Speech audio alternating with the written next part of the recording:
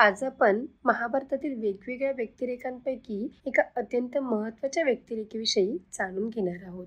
आज आपण ऐकणार आहोत अशा एका स्त्रीची कथा, जिला आयुष्याच्या सुरुवातीलाच एक असामान्य शक्ती मिळाली, पण ज्यामुळे तिचं आयुष्य दुःखाच्या गर्तेत गेलं.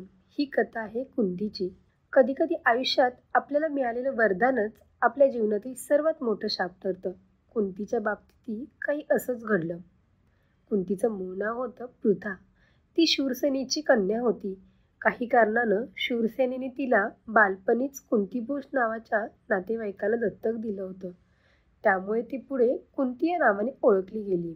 एकदा दुर्वास ऋषी कुंतीभोज राजाच्या दरबारात काही दिवस अतिथी म्हणून राहायला आले होते. दुर्वास ऋषी म्हणजे तापट स्वभाव, भीषण तेज आणि क्षणात कोपणारे. पण किशोरी कुंती मात्र मनाने निरागस, शुद्ध आणि सेवाभावी वृत्तीची होती. दुर्वास ऋषी खूप तापट स्वभावाचे असून सुद्धा कुंतीने अत्यंत संयमाने आणि शुद्ध मनाने त्यांची सेवा केली. त्यामुळे ते तिच्यावरती प्रसन्न झाले आणि तिला म्हणाले, हे कन्ये, तू केवळ माझी सेवा केली नाहीस, तू मला माझ्या मातेसारखं जपलं आहेस. म्हणून मी तुला एक दिव्य मंत्र देतो. दुर्वास ऋषींनी कुंतीला एक गुप्त मंत्र दिला. तो मंत्र असा होता, तू कोणत्याही देवतेची मनापासून प्रार्थना करशील, तो देव स्वतः प्रकट होऊन पुत्रप्राप्तीचा वर देईल. तोही कोणत्याही यज्ञ, विधी आणि विवाहाशिवाय. कुंती भारावून जाते. ती दुर्वास ऋषींना नमन करते आणि हा मंत्र आपल्या मनात जपून ठेवते. कुंतीला हा मंत्र खूप आकर्षक वाटला. ती अजून अविवाहित होती, पण तिला त्या मंत्राची शक्ती जाणून घेण्याची उत्सुकता निर्माण झाली होती आणि जिज्ञासेपोटी त्या मंत्राची चाचणी घेण्याचं तिनं ठरवलं. एक दिवस ती नदीच्या काठी जाते आणि आकाशात तेजस्वी सूर्याकडे पाहून त्या मंत्राचा उच्चार करते. तसेच साक्षात सूर्यदेव तिथे प्रकट होतात आणि कुंतीला म्हणतात, कन्ये, तू मला हाक दिलीस म्हणून मी इथे आलो आहे. आता मी तुझ्या गर्भात एक तेजस्वी पुत्र ठेवतो, जो सूर्यासारखा तेजस्वी, शूर, पराक्रमी, महान योद्धा असेल. त्याचा परिणाम असा झाला की त्या मंत्राच्या वरदानामुळे कुंतीच्या पोटी एक तेजस्वी पुत्र जन्माला आला. तो पुत्र म्हणजेच कर्ण, बरं का.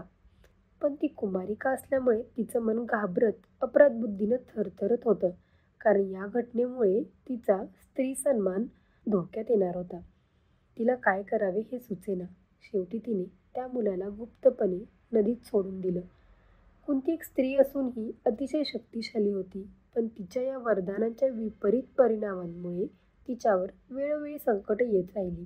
तिचा पुढे पांडू राजासोबत विवाह होतो, पुत्रप्राप्तीसुद्धा होते, पण कर्णासारखा शूरवीर पुत्र तिला स्वतःचा म्हणून घेता आला नाही. केवढं हे दुर्दैव तिच्या वाट्याला आले, केवळ त्या वरदानाच्या अवेळी वापरामुळे. कथेचा बोध, शक्ती ही वरदान असते, पण जर तिचा योग्य वापर अपुऱ्या समजुतीने केला तर वरदान हा शाप ठरू शकतो. तर मित्रांनो, कुंतीला वरदान मिळालं, पण तिचं मन शांत राहिलं नाही. तिला शौर्यसंपन्न पुत्र मिळाले, पण मातृप्रेमातून एक पुत्र मात्र तिला गमवावा लागला.